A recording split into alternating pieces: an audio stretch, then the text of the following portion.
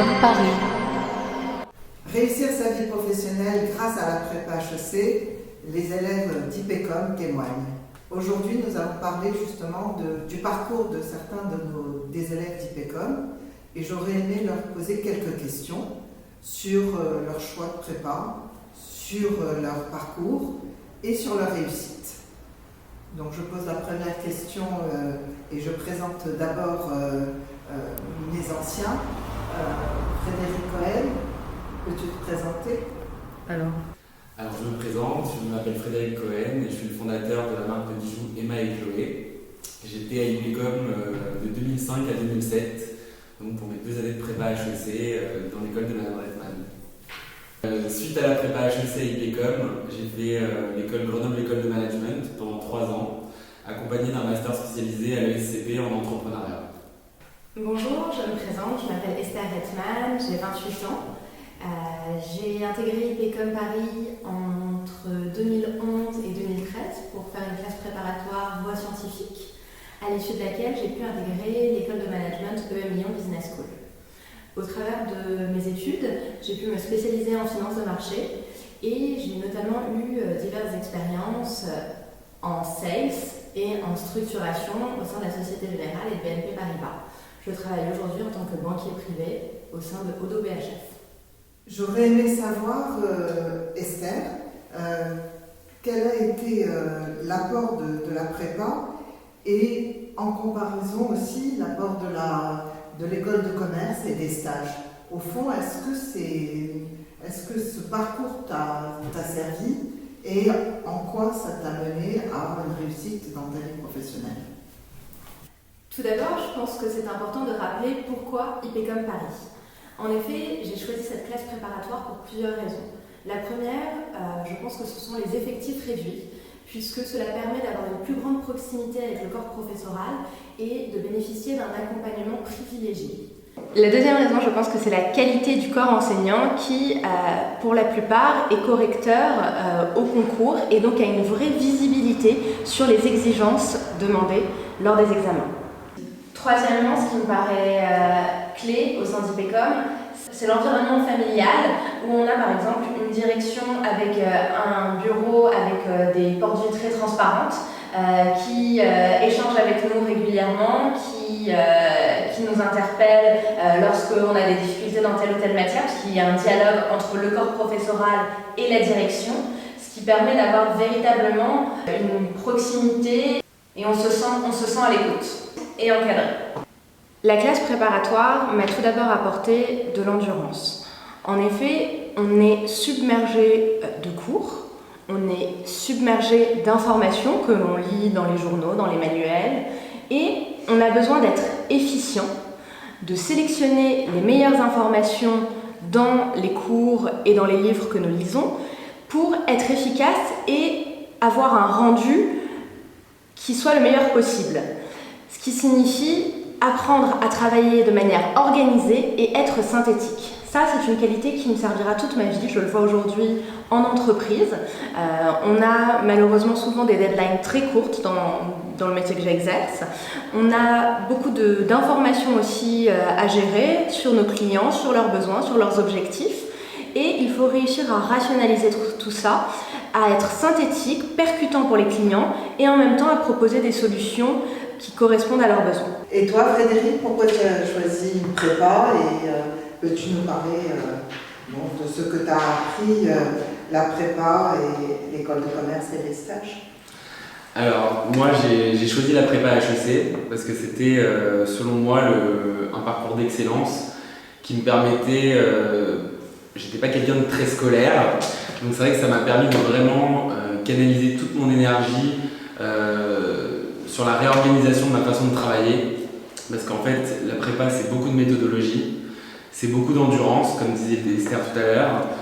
Ça m'a permis de vraiment gagner en compétences et surtout de gagner en efficacité dans l'ensemble des projets et dans l'ensemble des travaux que j'ai pu réaliser par la suite.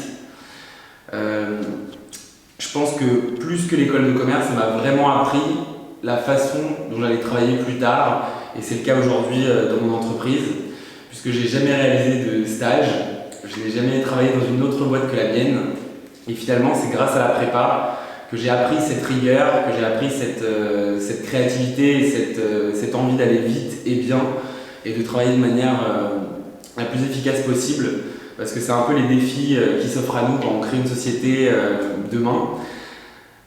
On pense toujours c'est très compliqué, il y a plein de façons de gérer une entreprise, il y a plein de façons de répondre à des problématiques clients, mais en fait quand on a l'habitude d'avoir travaillé en prépa et qu'on a l'habitude d'avoir beaucoup de manuels, beaucoup de cours, beaucoup de choses à apprendre, finalement on se rend compte de ce qui est essentiel et en fait on travaille de manière concise toute sa vie grâce à cet enseignement qu'on peut apprendre jeune. Et donc Fred, est-ce que la prépa t'a appris la combativité? Tu as créé, tu as eu énormément d'idées pour créer ton entreprise. Est-ce que la combativité dans ce travail-là tu l'avais déjà, ou est-ce que c'est la prépa qui te l'a donné? Quand je suis arrivé en prépa en 2005 à IPECOM, j'avais 16 ans. J'étais pas du tout bon à l'oral. J'étais très peu scolaire sur la partie écrite. Et en fait, je pense que ces 2 années m'ont vraiment permis de gagner en combativité, de me rendre compte que finalement tout est possible. À la fin de la prépa, j'étais devenu très très bon à l'oral, très très bon aussi à l'écrit et j'étais très concis dans ma façon de travailler, ce qui n'était pas le cas en arrivant. Et je pense qu'aujourd'hui, ce savoir que j'ai pu apprendre pendant ces 2 années de prépa, je m'en suis servi depuis lors. Donc ça fait maintenant quelques années, donc presque 13 ans que j'ai quitté la prépa. Et c'est vrai que finalement ces compétences, je les utilise depuis 13 ans dans mon quotidien, dans ma façon de travailler, dans ma façon d'être créatif. Et je pense qu'au-delà de l'école de commerce, ça m'a beaucoup plus appris en rigueur, en combativité. Voilà. Je pense que clairement, si je devais tout refaire, je le referais exactement comme je l'ai fait à l'époque. Frédéric, je voudrais bien savoir, au fond, qu'est-ce que tu as appris la prépa et qu'est-ce que tu en as retiré comme bénéfice ou pas de bénéfice? Peut-être que justement, ça a été une horreur pour toi.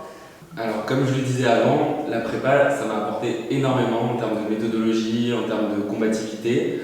Et je l'ai ressenti tout de suite en sortant de prépa, finalement, dès que je suis arrivé en école de commerce. Je voyais tout de suite que par rapport à d'autres personnes qui avaient choisi une école post-bac, la méthode n'y était pas. Je voyais très bien que des cours qui faisaient souvent 100-200 pages, j'arrivais à les apprendre en un temps record, alors que d'autres n'allaient pas à l'essentiel, ne se rendaient pas compte finalement de ce qui était le cœur du sujet et mettaient énormément de temps à réviser leurs partiels, souvent pour avoir des notes finalement moins bonnes. Et finalement, cet exemple s'est un peu révélé tout au long de mon parcours professionnel, puisque généralement, cette combativité, cette force de travail, je ne la retrouve pas en beaucoup de personnes. Et c'est vrai que moi ou mes amis qui avons fait une prépa, je retrouve cette combativité, je retrouve cette force et cette énergie de travail et d'aller à l'essentiel. Dans le milieu professionnel, on n'a pas le temps de tergiverser, on n'a pas le temps de perdre du temps en futilité. Souvent, c'est un combat de chaque jour. Alors moi, dans mon cas, pour faire prospérer mon entreprise, pour la développer, pour être le plus créatif possible. Et finalement, cet enseignement d'aller à l'essentiel et finalement de savoir dénicher sur un bouquin de 200 pages quels sont finalement les 12 paragraphes qui vont me servir plus tard, elle s'est retrouvée dans tout mon parcours professionnel. Et je remercie d'ailleurs la prépa vraiment de me l'avoir enseigné. Et je pense que si j'en suis arrivé là aujourd'hui, c'est vraiment grâce à ça. Et toi, Esther, qu'est-ce que tu retiens de la prépa et est-ce que la prépa a été un moteur dans ton parcours, d'abord dans le choix des stages que tu as fait, ensuite dans ta vie professionnelle? Je pense que tout d'abord, c'est important de rappeler dans quel état d'esprit on est quand on est en classe préparatoire, avant de répondre à cette question. On est dans une période où on est en construction d'un point de vue intellectuel, on est en phase d'apprentissage, où on a énormément de données à gérer. On a souvent entendu qu'on n'était jamais aussi intelligent qu'en classe préparatoire. C'est vrai, parce qu'en fait, on étudie toutes les matières, que ce soit les mathématiques, l'histoire-géographie, les langues, la philosophie. Et en fait, cette pluralité de matières est vraiment source de connaissances et surtout source de culture générale. Et cette culture générale et une vraie base qui va nous servir toute notre vie, toute notre carrière, pour plusieurs raisons. Parce que tout d'abord, en entreprise, on saura toujours rebondir sur différents sujets, même si on n'est pas expert, on pourra avoir une pensée structurée, et ça, c'est grâce à la classe préparatoire et grâce à toutes les matières qu'on aura étudiées. Et évidemment, dans la vie professionnelle, ça permet en fait de savoir mieux qui on est, ce qu'on aime, ce qui nous permet de nous épanouir. Par exemple, je vois en classe préparatoire, je n'ai jamais apprécié durant toute ma scolarité l'histoire-géographie. Ça n'a jamais été une matière qui était facile pour moi, puisqu'il fallait apprendre par cœur des dates, des événements, et c'est des choses qui pour moi étaient très difficiles. J'ai réussi à avoir une culture générale en histoire-géographie, même si ça a demandé un travail de longue haleine, mais à côté de ça, j'ai pu trouver des matières dans lesquelles j'ai été très épanouie, comme les mathématiques, où on pouvait toujours s'en sortir en connaissant des théorèmes, en connaissant son cours, en étant toujours dans la preuve, dans la démonstration de ce qu'on voulait établir. Et ça, c'est quelque chose qui m'a plu, non seulement parce que c'était lié aux chiffres, et j'aime beaucoup les chiffres, j'aime beaucoup cet aspect analyse des chiffres, mais aussi parce que c'était toute une structuration de la pensée, puisque comme je le disais, on passe par de la démonstration de nos propos pour arriver à un résultat fini, abouti. Et aujourd'hui en entreprise, c'est exactement ce que je fais, et c'est ce que j'ai fait dans mes cours, puisque lorsqu'un client investit, il faut qu'on l'accompagne et qu'on propose des solutions répondant à ses objectifs, à son horizon d'investissement, au type de risque qu'il souhaite prendre. Et suite à cela, on peut aboutir à une proposition concrète. Mais on est obligé de passer par ces étapes de raisonnement, ces étapes de pensée. Frédéric, est-ce que quand tu es rentré en prépa, tu savais ce que tu avais envie de faire après? Alors quand je suis arrivé en prépa, je ne savais pas du tout ce que je voulais faire, pour la simple et bonne raison que j'étais jeune déjà, j'avais 16 ans, qu'on me poussait beaucoup à faire des métiers tel médecin, qui n'étaient pas des métiers qui me plaisaient du tout, et dans lesquels je pensais pouvoir m'épanouir plus tard. Et j'ai choisi la prépa HEC parce que je savais que j'étais plutôt intéressé par la partie business sans vraiment savoir encore ce que je voulais faire. Et je me disais que c'était un parcours généraliste, très exigeant, qui me permettait d'avoir un spectre de recherche de travail très élevé, très large. Et finalement, au bout de ces 2 ans, je ne dis pas que j'avais une vision très claire du métier que j'exerce aujourd'hui, mais j'avais en tout cas une vision très claire des enseignements que j'avais pu tirer pendant ces 2 années de prépa, de cette capacité de travail que je pouvais déployer sur un projet en cours. Et finalement, c'est en première année d'école de commerce, quand j'ai vu que finalement je m'ennuyais assez vite dans les cours qui étaient beaucoup moins denses que ce qu'on avait pu voir en prépa, que je me suis enfin dit qu'il était temps de peut-être monter ma société. Et je l'ai très vite fait parce que je me suis rendu compte que j'en avais désormais les compétences, que j'avais cette combativité qui me permettait de tester plutôt que d'être attentif. Il y a beaucoup de gens qui avant de monter une société se disent j'ai besoin de beaucoup d'expérience, j'ai besoin de plein de stages, j'ai besoin de passer par des grandes entreprises, des petites entreprises, des startups. Finalement, la meilleure des expériences, c'est celle qu'on se crée soi-même en créant sa propre entreprise.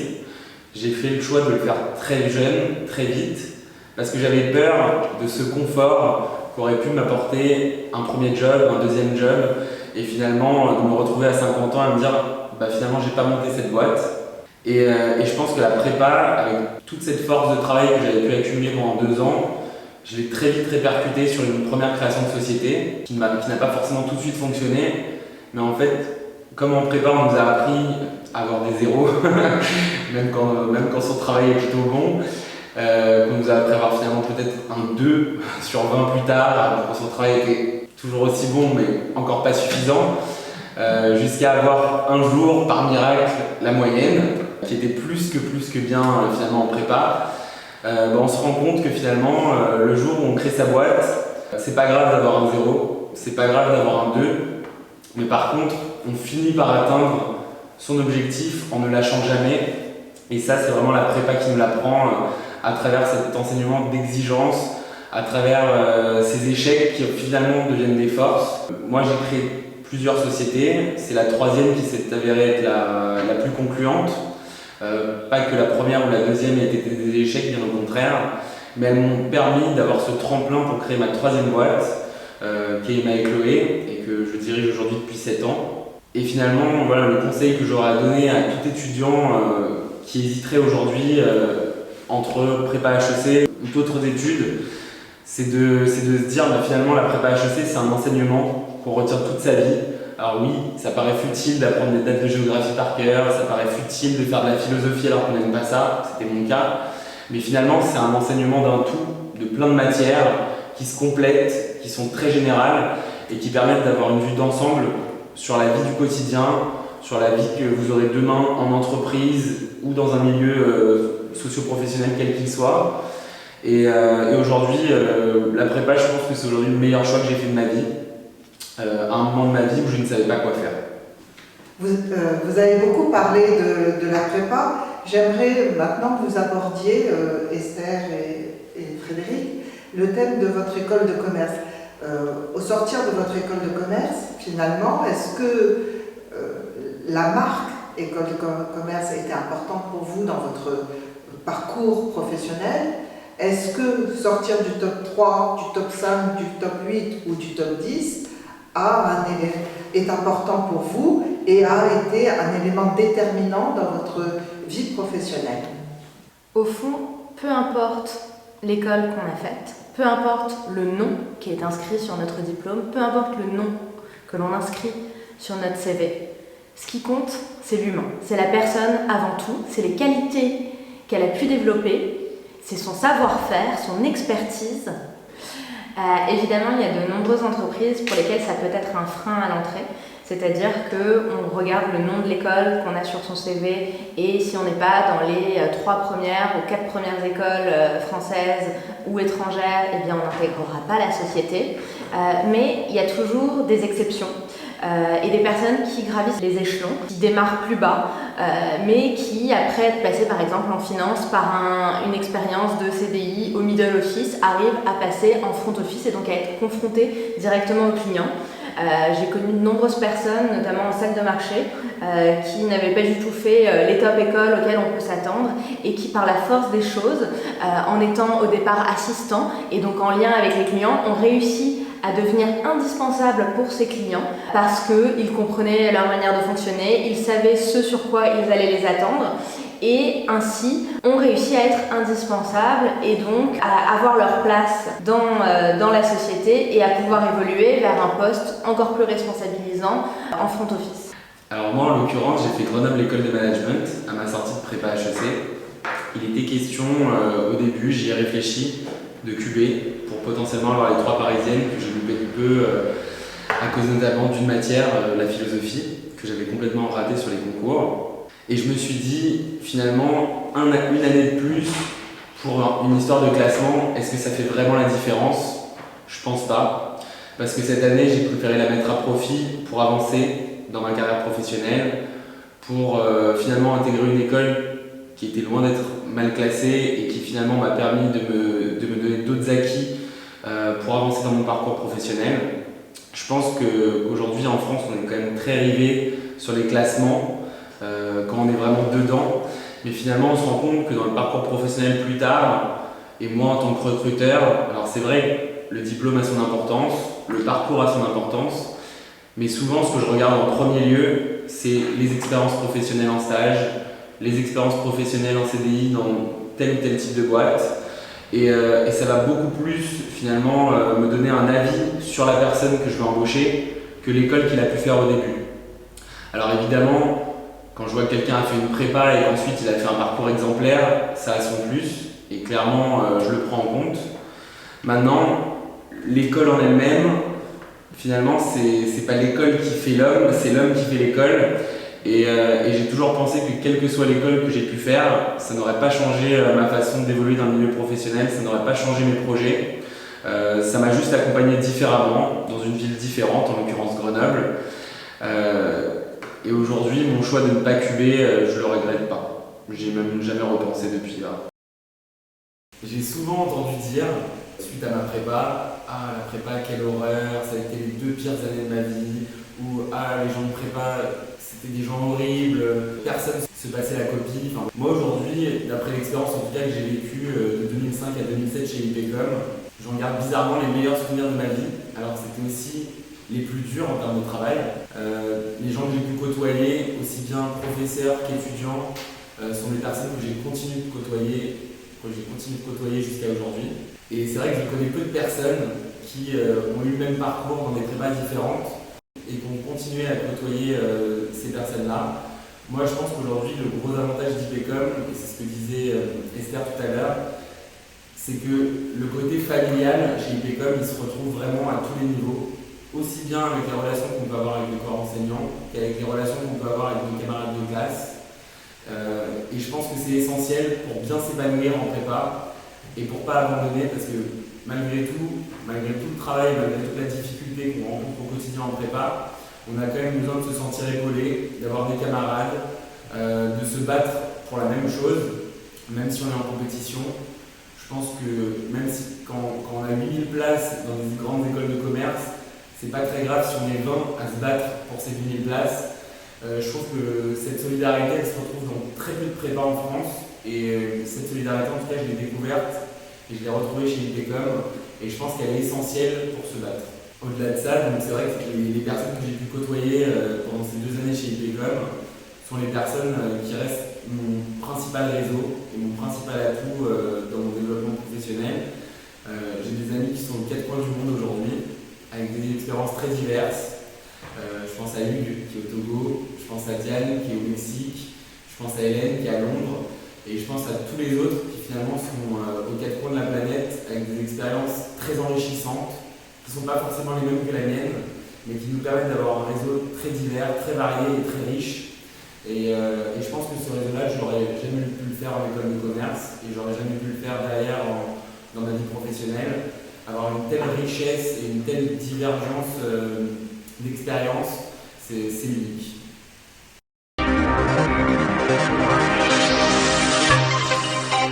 IPCOM Paris.